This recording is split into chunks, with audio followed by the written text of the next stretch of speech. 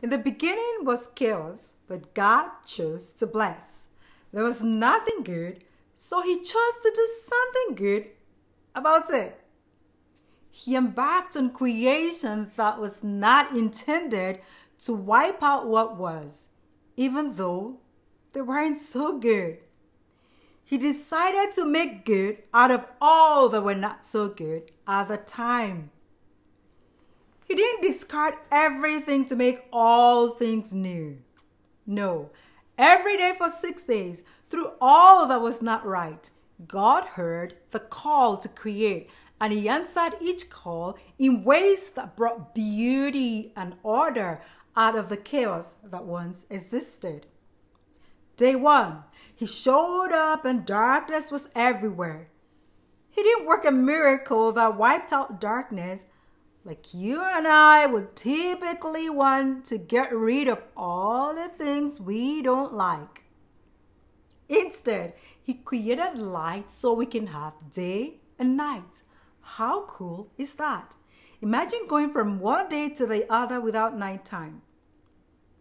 Can you imagine all the beauty and blessings that would be lost if God totally wiped out darkness?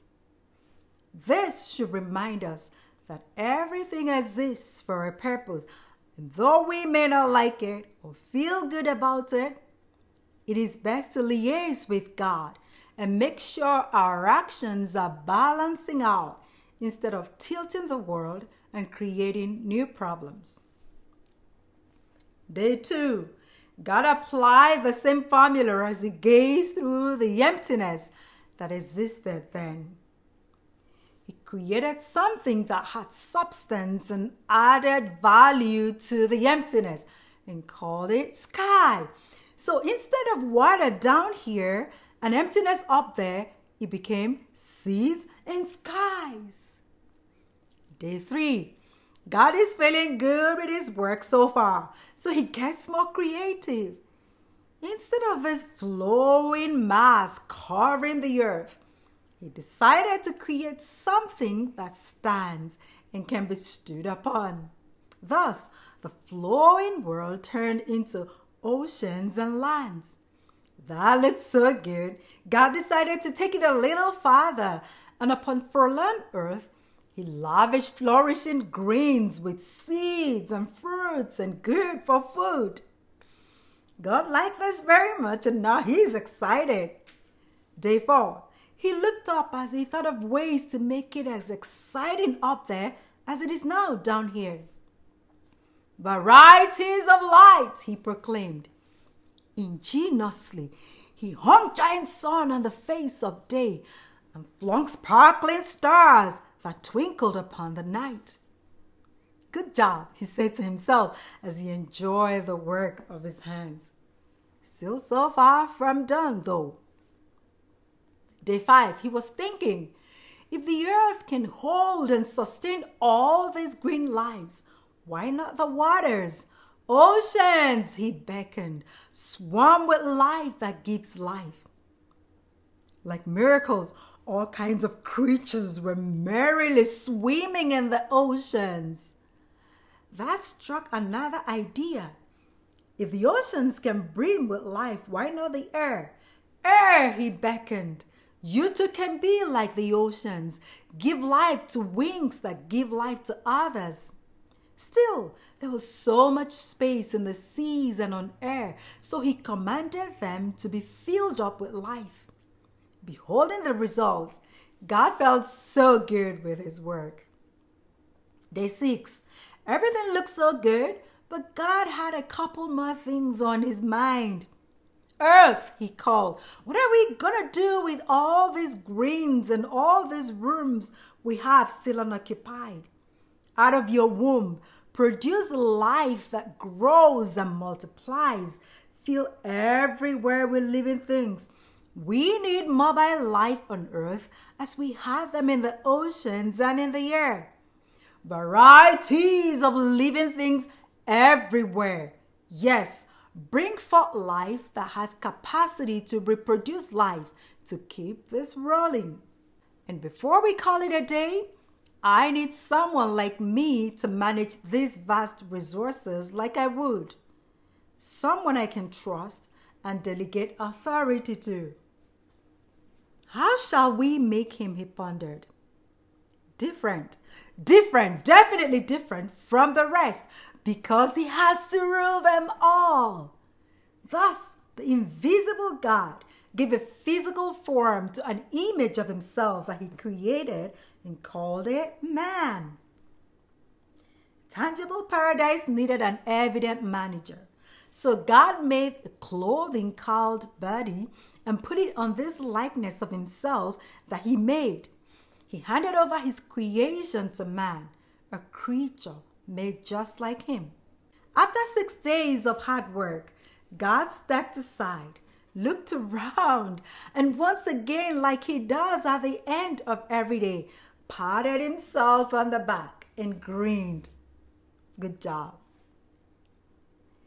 Many of us answer the call of duty from Monday to Friday, some even longer, but we hardly see or say anything good about the work of our hands. We see no good in our labor. Our hard work appears as nothing before our eyes. It's just to keep body and soul together, we claim. It's for my family. We see no good in all we have labored hard and earned to share with our families and friends. Here is a perfect example for us. God worked 6 long days and paused at the end of each day to praise his handwork. Still, at the end of the week, he sat back and looked with eyes of wonder at what his hands had made out of the chaos that once reigned. He commended his work and applauded himself. A lot of us are discouraged because we are waiting for someone to give us a pat on the back for all we do.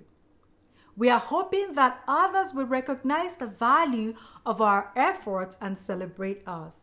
And because they don't, we write off ourselves and devalue all we have done and continue to do. In my career as an engineer, I was very confident with the end products of my job. As I serve God on these platforms, it takes a lot of grace and humility to review each recording and say, thank God for this. I gave it my best shot. It may not be the best out there, but it was my best. I did good. May God use it as it is pleasing to him. Yes, it takes grace and humility to surrender it after I have done my best and trust that the anointing on the word will touch and change the lives of those who get the messages. If we want to be like God, then we must learn from him to value and appreciate what we have done, even if nobody else does, even if they don't look so great to us. In your journal, take time to list all you have been able to accomplish today, this week, this month. Stretch it back to years, as far back as you can recall. Go ahead and fill the journal if you have to, with all you have been able to do so far.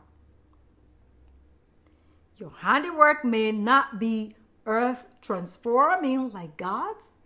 They may not be award-winning skills, services, and sacrifices, but they are your accomplishments. They are the fruit of your labor. Consider every item on that list and call them what they are. Good job. For each of them, pat yourself on the back and say, well done, glory.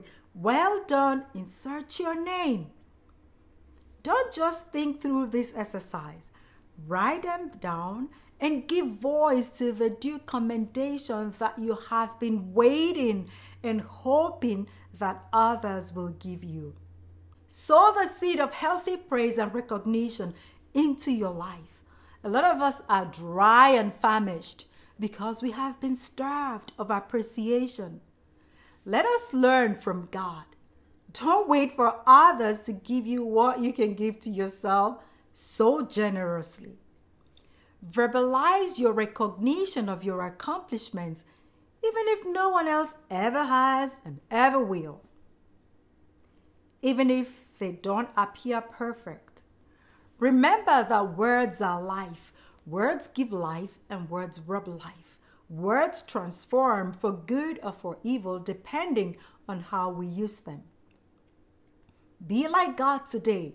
Let your words encourage and bless you through the acknowledgement of every good thing you have done so far.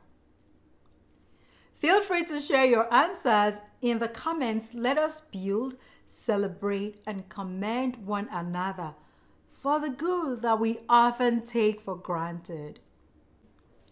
Check out the links and the scriptures below for additional help. Feel free to share your thoughts and answers in the comments. Be inspired. You are a star, and it's your time to shine. Don't forget to subscribe and share this with family and friends. Jump in and join me in the next video, still on this series of New Beginning, as we investigate who needs a break.